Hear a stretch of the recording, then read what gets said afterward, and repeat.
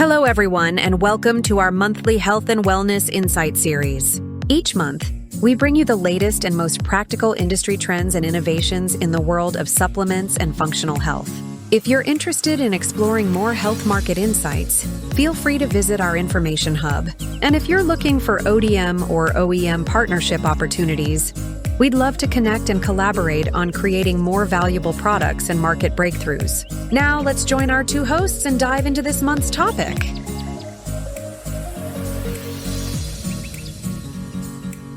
Okay, let's unpack this. We're doing a deep dive into digital eye strain.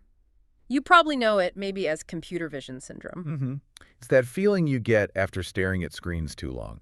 Basically, our eyes are working way harder with computers, phones, tablets. Right, and our mission today is to figure out why that happens. And it affects almost everyone.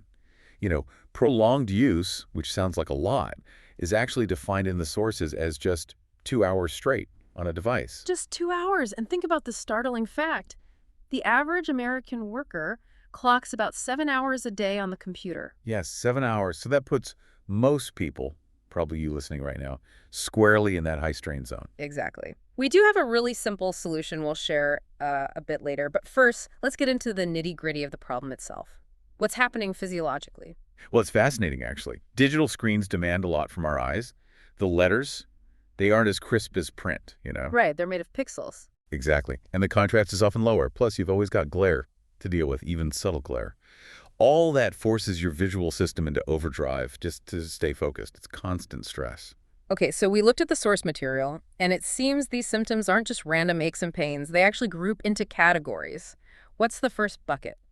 So the first group involves the ocular surface.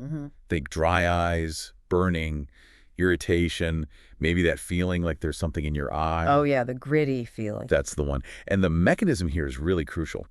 When you're locked onto a screen, your blink rate, which is normally maybe 14, 22 times a minute, just plummets. Plummets how low? It can drop down to like 4 to 7 times a minute in some cases, seriously low. And that lack of blinking means less lubrication, hence sandpaper eyes. Wow, 4 to 7. That totally explains the dryness after a long day coding or writing. It's incredible. It really is.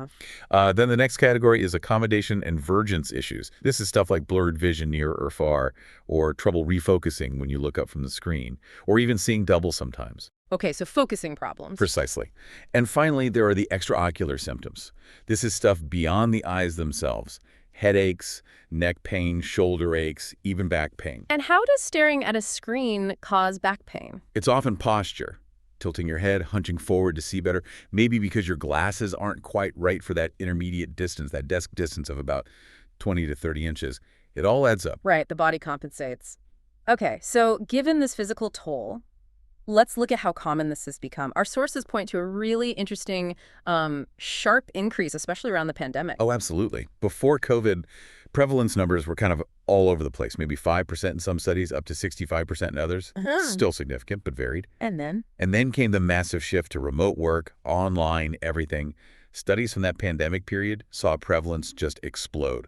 We're talking levels hitting between 80% and even 94.5% in some groups. 94%, that's almost everyone. Pretty much. People were just glued to screens for, 7, 8, 10 hours a day sometimes. And this had a scary, measurable impact on kids too, didn't it? Yeah, that's a major concern. All that increased near work seemed to accelerate myopia and nearsightedness in children.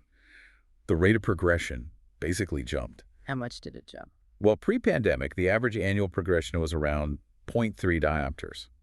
During lockdown, some studies saw that climb to nearly 0.90 diopters per year. That's a big leap. Risk factors were pretty clear, too. Lots of screen time, over 4 hours daily, often cited. Okay, that's sobering. So let's pivot to solutions. What's the easiest, most effective thing you can do right now? The absolute golden rule, the simplest fix, is a 20-20-20 rule. It tackles blinking and refocusing. Every 20 minutes you're on a screen. Yeah. Take a 20-second break, and during that break, look at something that's about 20 feet away. Easy to remember. 20-20-20. Got it. What about setting up your workspace? Any quick ergonomic tips? Definitely. Check your setup. Your screen ideally should be about 20 to 28 inches from your eyes. And importantly, position it so the top is slightly below your eye level, maybe 15 to 20 degrees down. Below eye level, okay. and glare. Yeah, tackle the glare. Use an anti-glare screen filter if you need one. Adjust your room lighting to maybe lower wattage bulbs. Try to match green brightness to the room. Don't work in the dark with a bright screen. Right. Okay, final point.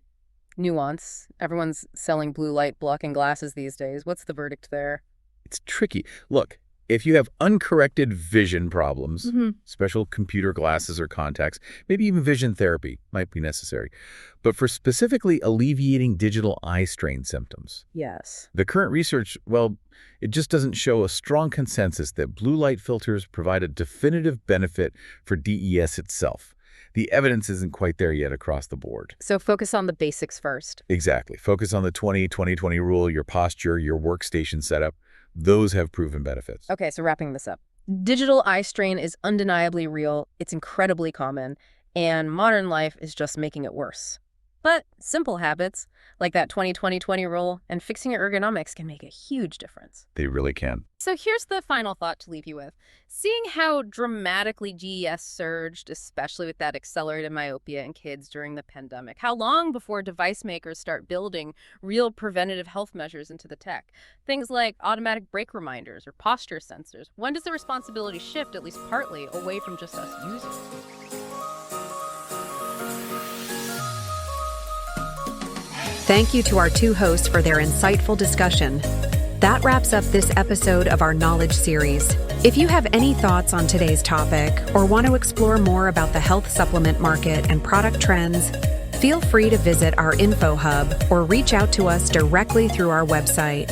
And if you're looking for ODM or OEM collaboration, we warmly invite you to partner with us to create impactful next-generation wellness products. Thank you for tuning in. We look forward to connecting with you again next time.